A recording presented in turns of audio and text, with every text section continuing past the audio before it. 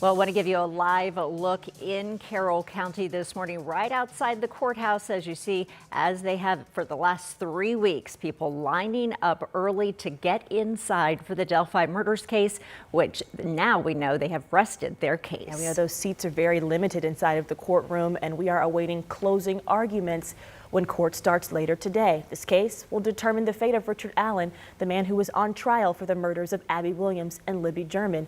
So in just about 3 minutes here on 13 Sunrise, we'll talk more about the final day for the defense and when the jury could return for a verdict. Well, good morning. We'd like to thank you for waking up with us here on 13 Sunrise. I'm Julia Moffat along with Jalea Brooks here this morning, and a little bit chillier than we were this time yesterday. You know, it's feeling like a fall morning, and I know we're already looking ahead to the weekend, but you will want to know when you step out, it's cool start. Good morning. It sure is. And I'm trying to put everything in perspective today because I know this has been such weird weather. We've had 3 days in the 70s, but here's where we are in reality, folks. We're 21 days away from Thanksgiving. 22 days away from Downtown Indy Inc. Circle of Lights presented by IBEW 481. 44 days away from the winter solstice, and we are today 48 days away from Christmas. That's coming up pretty quick, and the weather is changing. Right now, we're cooler than we were at this time yesterday. In fact, in Montgomery County, 37 degrees currently in Crawfordsville. Greenfield, you're at 42. Here in Indy, in the urban heat bubble, also Carmel and Fishers, we're at 46, but Shelbyville's at 49. It is warmer in Bedford this morning. In Limestone Country, 53 degrees. So let's do the math for you. Right now, 14 degrees cooler than yesterday at this time. That means wear a jacket. Some of you may want to wear a hat. Many of you will have the heaters on in your car this morning, and I'm sure they will in the school buses too, because only 46 at 8 a.m., 54 at 11. When the youngins are coming home from school, we're looking at 60 degrees. That's it, 60. Now, believe it or not, that is above average. And I know a lot of you are wondering about rain. Are we going to get any more? I would say no, not in the next couple of days. This is a look at Saturday morning as rain moves into Illinois. We'll get it here Saturday night. More on that in a few minutes. We've been having some issues downtown this morning, right, Matt? Yes, that lane closure on the outside lane, that right-hand side lane, is about to reopen, but it has caused a pretty big backup on I-65 all the way to Ohio Street. But now we have a couple more incidents on the north side. Stalled vehicle on I-69, traffic still moving fine. Now on 465 headed northbound into Fishers, the exit to take I-69, that is backing up. That doesn't have an accident, it's just backing up. But I want to take you to an accident on the north side of the city. This is 465. These are the eastbound lanes. So folks headed from the Carmel area towards Keystone, the Fashion Mall. You can see the accident that took place there. Folks are still able to take the outside lane through this, but the middle and the inside lane look closed for now as crews respond to this accident. And then this is a live look on I-65 North downtown. We had some construction crews out there, but they are actively picking up the cones. In fact, the truck just went up a little bit farther up the way to pick up more cones. So we are now reopening 65. So it should be a little bit of a better drive here coming in to downtown, guys. Thank you, Matt. New this morning, Metro detectives are trying to piece together the city's latest deadly shooting. This happened just before midnight near downtown Indianapolis. We know police were called to East Washington near Southeastern Avenue on reports of a shooting. After arriving, they found a man dead in the back of a house at this location. Our crews at the scene have asked police if they have any leads on a suspect or a motive. What we've been able to establish is that this adult male and several individuals came over and they were visiting friends here. Some type of disturbance broke out, and then there were shots fired. So this morning we've reached out to IMPD for any updates. We don't have anything to pass along yet, but stay updated here and on 13news.com. Also new for you here this morning at 6, we're learning in the last few hours, police arrested a man after a 7-hour standoff with police on the city's east side. It started last night around 9:30 on South Gladstone Avenue. That's near Sherman Drive and East Washington Street.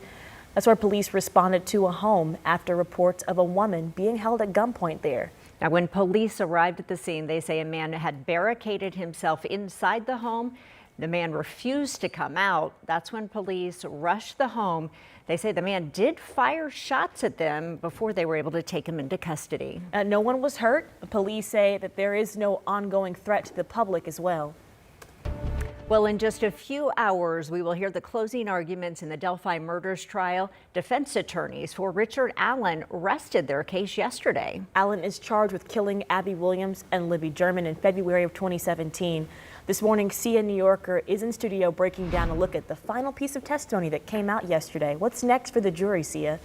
Yes, good morning, ladies. As you know, there are no cameras allowed in the courtroom, but our Bob Siegel, Emily Longnecker, and Samantha Johnson have been there, focusing on the last 17 days of testimony. Now, right now, you're taking a live look at Carroll County, where the jury will hear closing arguments from that trial. Now, we've heard from the prison psychiatrist who met with Richard Allen. Dr. John Martin told jurors that he met weekly with Allen last year after Allen was diagnosed as psychotic. He said Allen struggled in mid-April but started to improve with medication, and by early May, Allen showed no signs of psychosis at all. It is during this time frame that Allen confessed to killing Abby and Libby.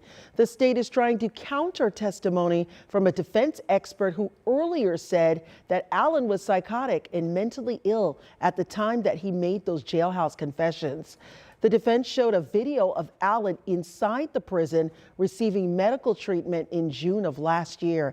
In that video, Allen looked dazed and barely responded to people around him. Dr. Martin was also asked if that video makes him reconsider his thoughts that Allen was not psychotic that day. But Dr. Martin never really gave a good answer. Jurors also asked questions seeing if it's possible to, quote, slip in and out of psychosis in a 24-hour period. And Dr. Martin said yes. Now, it is important to note that Richard Allen did not take the stand during this trial in his own defense. The jury is being reminded that he is not required to testify and that cannot be held against him. Later today, the jurors will hear those closing arguments. Now, coming up on Sunrise at 6:30, we're going to hear from our legal analyst about whether the defense was able to raise reasonable doubt in this case. Okay, we'll see you then, Sia. Thank you.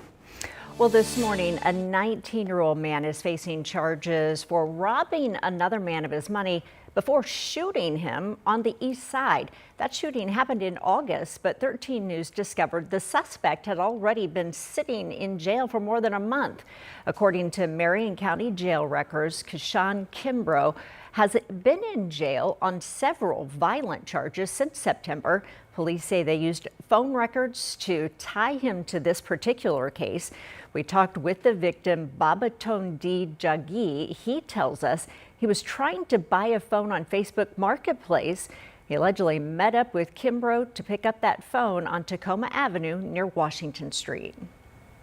He brought out the phone. I was like, oh, let me see the phone before I give you the money. He said, okay, no problem. He gave me the phone. I said, this phone is not working. So that's when Jaji says Kimbrough snatched the phone out of his hand and pulled out his gun, demanding Jaji's wallet and cell phone. Immediately, he then started shooting. The victim says when he got away, he immediately called police. As for his injuries, the bullet, he says, grazed his back, but he says all of this could have been a lot worse. Could have been a lot worse. Your time is 6:09. This morning, the youth group New Boy is helping one of their own deal with grief. The group is helping give support to the brother of 17-year-old Deshaun Gilbert. Yeah, on Halloween night, someone shot and killed Gilbert on the city's far east side of Indianapolis.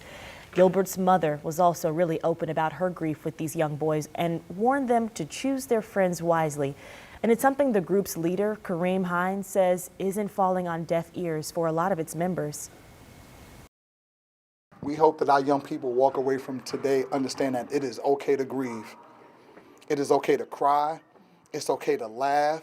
It's okay to be a part of a family. It is not okay to go to social media and get revenge. Hines says it does help when young people feel heard and empowered to use their voices.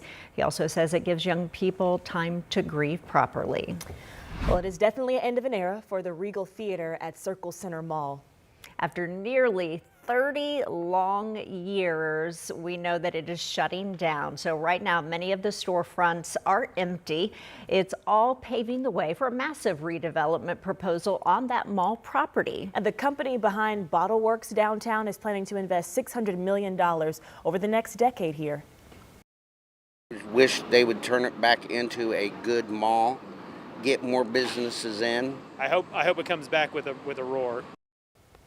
Well, right now it's not clear when that construction will start just yet.